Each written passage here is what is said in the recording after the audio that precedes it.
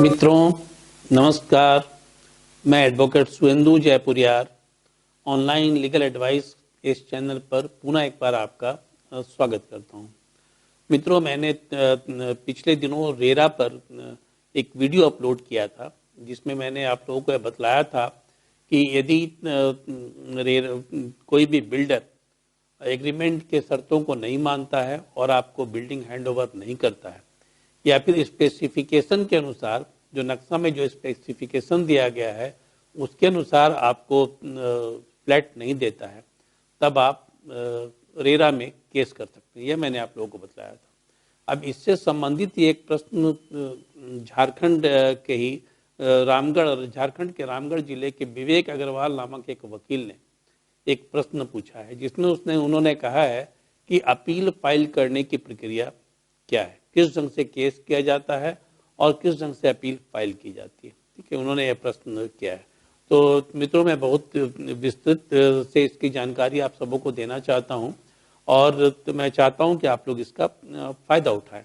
जो लॉयर हैं वह तो हैं ही, और जो व्यक्ति एग्रीव्ड हैं वो अभी इसका फ़ायदा उठाएं। तो सबसे पहले मैं आप लोग को बतला दूं कि रेरा एक्ट है 2016 का, और 2016 के इस एक्ट के द्वारा, रीगल स्टेट रेगुलेशन एक्ट के द्वारा बिल्डर के ऊपर नकेल कसने की कोशिश सरकार के द्वारा की गई। ये जो एक्ट लाया गया है उसमें बिल्डर्स के द्वारा जो के ऊपर नकेल करने की कोशिश की गई है, और जो भी एलॉटी हैं, ठीक है ना, जिन्होंने अपना परचेज किया हुआ है और जिन्होंने एग्रीमेंट कराया हुआ है अपने फ्लैट के लिए, उसके इंटरेस्ट को प्रोटेक्ट करने के लिए यह एक्ट लाया गया। आप लोगों को पता ही होगा कि 2016 के पहले बिल्डर काफ़ी मनमानी करते थे और एक्सप्लॉइट भी करते थे लोगों को। सही समय पर न उन्हें फ्लैट मिलता था, न ही स्पेसिफिकेशन के अनुसार फ्लैट मिलता था। तो ऐसी स्थिति में जब वह एग्रीव्ड हैं और जब वह धोखा खाए हुए हैं तो वह कहाँ केस फाइल करें। 2016 के पहले यह केस सिविल कोर्ट में फाइल किया जाता था, कंज्यूमर फोरम में फाइल किया जाता था, लेकिन कोई रिजल्ट नहीं मिलता था उन लोगों को। सिविल कोर्ट में चूंकि बिल्डर के पास अथाह पैसा होता है तो वह लंबा लंबा केस को लटकाते थे, लंबा लंबा डेट लेते थे और केस लटकता चला जाता था। और कंज्यूमर फोरम से यदि आप जीत भी जाएं केस तो स्टेट कंज्यूमर फोरम में वह बड़े वकील को रख लेते थे। फिर वहाँ से यदि हार जाते हैं तो नेशनल कंज्यूमर फोरम में रख लेते थे, वहाँ से भी यदि हार जाए तो सुप्रीम कोर्ट चले जाते थे। तो इस ढंग से आपको लटका कर रखा जाता था।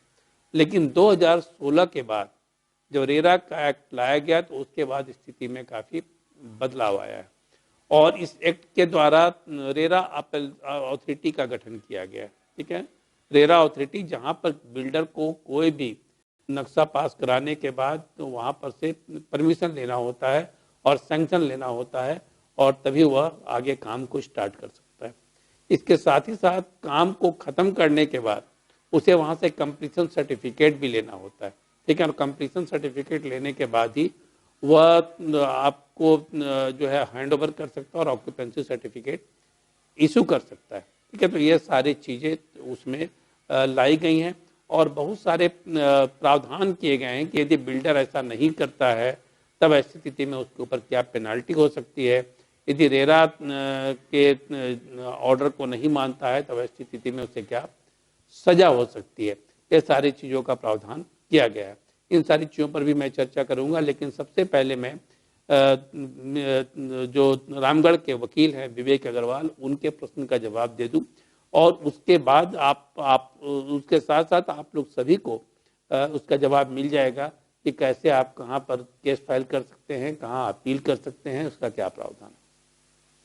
तो मित्रों, मैं सबसे पहले स्टार्ट करता हूं कि यदि मान लीजिए कोई बिल्डर आपको धोखा देता है, ठीक है, जैसे कि एग्रीमेंट उसने किया और एग्रीमेंट करने के बाद आपको उसने हैंड ओवर नहीं किया बिल्डिंग और किसी दूसरे को बेच दिया, पहला एक इशू। दूसरा है कि वह जो कारपेट एरिया पर ही पैसा लेने की बात है, तो कारपेट एरिया के बाहर जाकर, ठीक है, यदि वह चार्ज करता है पैसा, ठीक है, पर स्क्वायर फीट, तब ऐसी स्थिति में भी आप केस कर सकते हैं। इसके साथ साथ यदि मान लीजिए कि आपको पार्किंग एरिया अलॉट किया गया और पार्किंग एरिया के पोर्शन को वह घेर देता है और कुछ और भी बना देता है और आपको पार्किंग स्पेस अलॉट नहीं होता है, तब ऐसी स्थिति में भी आप केस कर सकते हैं। ठीक है, अब बात यहाँ पर आती है कि कहाँ पर केस करें और कौन सा अदालत है, क्योंकि अभी मैंने आप लोगों को कहा कि सिविल कोर्ट में केस हो नहीं सकता है, कंज्यूमर फोरम में आप केस कर सकते हैं, लेकिन कंज्यूमर फोरम से बहुत रिजल्ट आता नहीं है। ठीक है ना, और आता भी है तो लंबा लंबा लटक जाता है, यदि आपको जीत भी गए तो इसके लिए रेरा एजुकेटिंग अथॉरिटी का गठन किया गया है। रेरा जो एक्ट है, रेरा एक्ट के सेक्शन 20 में रेरा एजुकेटिंग अथॉरिटी का गठन किया गया, जो कि एक ट्रिब्यूनल है, और यहाँ पर आप केस को फाइल कर सकते हैं।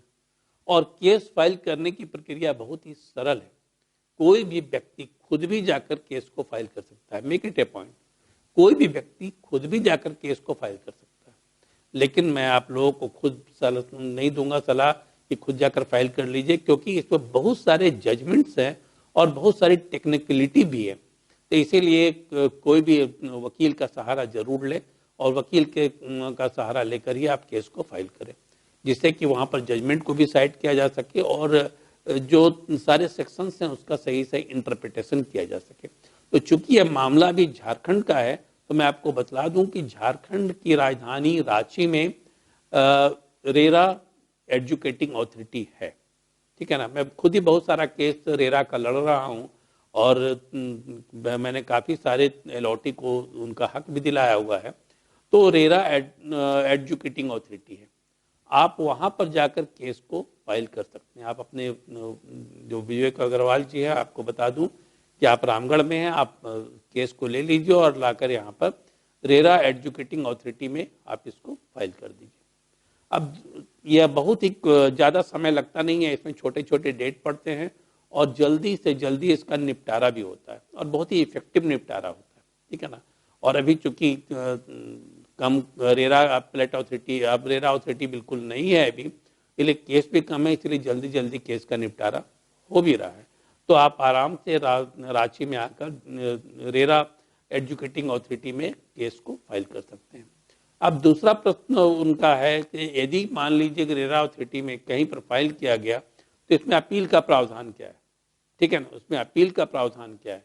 तो रेरा एजुकेटिंग अथॉरिटी का यदि कोई निर्णय आता है, ठीक है ना, और यदि मान लीजिए कि निर्णय आपके फेवर में आया और बिल्डर के खिलाफ में आया और बिल्डर जो है वह अपील में जाना चाहता, तो कहाँ अपील में जाएगा। तो इसी एक्ट के सेक्शन 44 में यह स्पष्ट प्रावधान किया गया है रेरा अपीलेट अथॉरिटी का। ठीक है, RERA real estate appellate authority का। ठीक है, और यह भी रांची में है।